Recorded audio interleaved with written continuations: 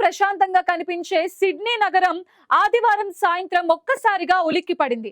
పర్యాటకుల హడావిడితో, ఉత్సవాల సందడితో నిండిపోయే బోండీ బీచ్ ప్రాంతం ఉగ్రవాద కాల్పులతో రక్తసిక్తమైంది. యూదులపై ఉద్దేశపూర్వకంగా జరిపిన ఈ దాడి ఆస్ట్రేలియానే కాదు, ప్రపంచాన్ని షాక్ కి గురిచేసింది. బోండీ బీచ్ లో హనూకా పండుగ ప్రారంభానికి సూచికగా నిర్వహించిన చానుకా బై ద సీ కార్యక్రమంలో పాల్గొన్న వారిపై ఇద్దరు ఉగ్రవాదులు జరిపిన కాల్పుల్లో 16 మంది ప్రాణాలు కోల్పోయారు. మరో 38 మంది తీవ్రంగా గాయపడ్డారు. గాయపడిన వారిలో 2 పోలీస్ అధికారులు కూడా ఉన్నారు.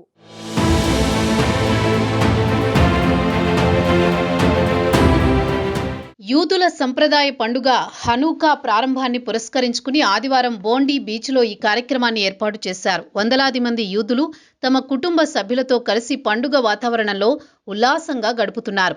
ప్రార్థనలు, సంగీతం, ఆనందం అన్నీ కలిసిన వేళ అకస్మాత్తుగా నల్లటి ముసుగులు ధరించిన 2 దుండగులు రంగప్రవేశం చేశారు. బోండీ పెవిలియన్కు సమీపంలో ఉన్న పాదచారుల వంతెనపైకి చేరుకున్న వారు ఎలాంటి హెచ్చరిక లేకుండా కాల్పులకు తెగబడ్డారు. ఒక్కసారిగా కాల్పుల శబ్దాలతో బీచ్ ప్రాంతం మారుమ్రోగిపోయింది. క్షణాల్లోనే పండుగ వాతావరణం ప్రాణభయంతో నిండిన అరుపులు, పరుగులతో నరకంలా మారిపోయింది. ఈ దారుణమైన దుర్ఘటనలో మొత్తం 16 మంది మరణించారు, 38 మంది గాయపడ్డారు. ఈ ఘటన జరిగిన వెంటనే ఆస్ట్రేలియా ప్రభుత్వం దీనిని ఉగ్రదాడిగా ప్రకటించింది. పోలీసులు జరిపిన కాల్పుల్లో ఒక ఉగ్రవాది మృతి చెందగా మరొకడిని అదుపులోకి తీసుకున్నారు. బోండీకి 4 కిలోమీటర్ల దూరంలో ఉన్న సెయింట్ విన్సెంట్ ఆసుపత్రికి గాయపడిన వారిని అత్యవసరంగా తరలించి చికిత్స అందించారు. సాయంత్రం 6:45 సమయంలో కాల్పుల సమాచారం పోలీసులకు అందింది. వెంటనే అప్రమత్తమైన భద్రతా బలగాలు ఘటనా స్థలానికి చేరుకున్నాయి. అక్కడ ఉగ్రవాదులపై ఎదురు కాల్పులకు దిగిన పోలీసులు ఒక ఉగ్రవాదిని అక్కడికక్కడే హతమార్చారు. మరొకడిని అదుపులోకి తీసుకున్నారు. భద్రతా బలగాలు అదుపులోకి తీసుకున్న నిందితుడిని సిడ్నీ నైరుతి ప్రాంతంలోని బోనీ రిగ్కు చెందిన 24 ఏళ్ల నవీద్ అక్రమ్గా గుర్తించారు. అక్రమ్ ఇంట్లోనూ పోలీసులు సోదాలు నిర్వహించారు.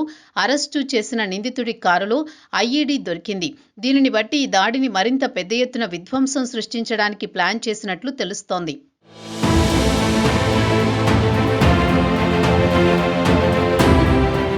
కాల్పులు సుమారు 5 నిమిషాల పాటు జరిగాయని ప్రత్యక్ష సాక్షులు తెలిపారు. కాల్పుల శబ్దం వినబడగానే వందల మంది ప్రాణాలు అరచేతిలో పెట్టుకుని పారిపోయారు. అందరూ తమ వస్తువులను అక్కడే వదిలివేసి పరుగులు తీశారని, కొంతమంది రోధించడం కనిపించిందని వివరించారు.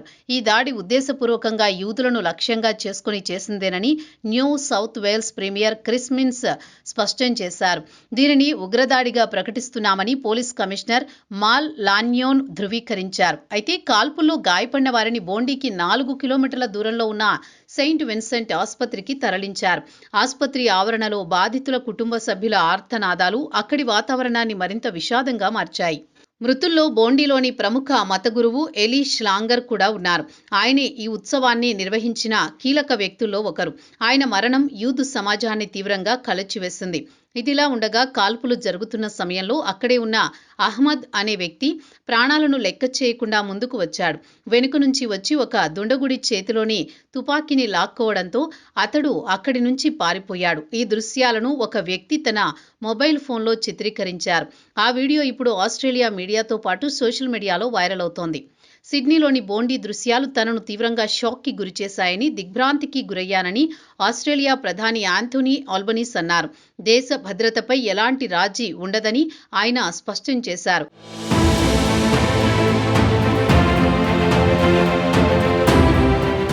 మరోవైపు ఈ ఘటనపై ప్రపంచవ్యాప్తంగా ఆగ్రహం వ్యక్తమవుతోంది. భారత ప్రధాని మోదీ భారత ప్రజల తరపున మృతులకు సంతాపం తెలిపారు.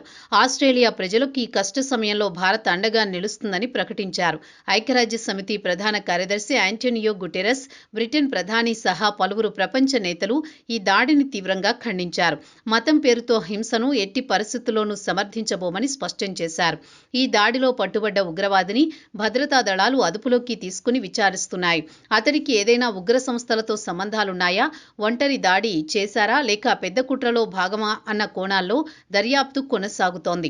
ఇదిలా ఉండగా ఈ చాబాద్ అనే సంస్థే ఈ ఉత్సవాన్ని నిర్వహించింది. చాబాద్ అనేది ప్రపంచవ్యాప్తంగా యూదుల మత కార్యక్రమాలు నిర్వహించే సంస్థ. మత విశ్వాసాలు తగ్గుతున్నా వారిని తిరిగి మతంలోకి తీసుకురావడమే లక్ష్యంగా పనిచేస్తోంది. యూదుల పండుగల సమయంలో భారీ కార్యక్రమాలను నిర్వహించడం ఈ సంస్థ ప్రత్యేకత. బోండీ బీచ్లో జరిగిన ఈ కార్యక్రమం కూడా అదే క్రమంలో నిర్వహించబడింది. అయితే ఈ దాడి యూదుల మత కార్యక్రమాల భద్రతపై కొత్త ఆందోళనలు పెంచింది. మొత్తానికి సిడ్నీ, బోండీ బీచ్లో జరిగిన ఈ ఉగ్రదాడి మతం పేరుతో జరుగుతున్న హింస ఎంత భయంకరంగా మారుతోందో మరోసారి ప్రపంచానికి గుర్తు చేసింది. ప్రశాంతంగా పండుగ జరుపుకుంటున్న వారిపై కాల్పులు జరపడం మానవత్వంపై చేసిన దాడిగా అంతర్జాతీయ సమాజం భావిస్తోంది. భద్రతను పెంచుతామని ప్రభుత్వాలు చెబుతున్నా ఉగ్రవాదం కొత్త రూపాల్లో మళ్లీ సవాలు విసురుతూనే ఉంది.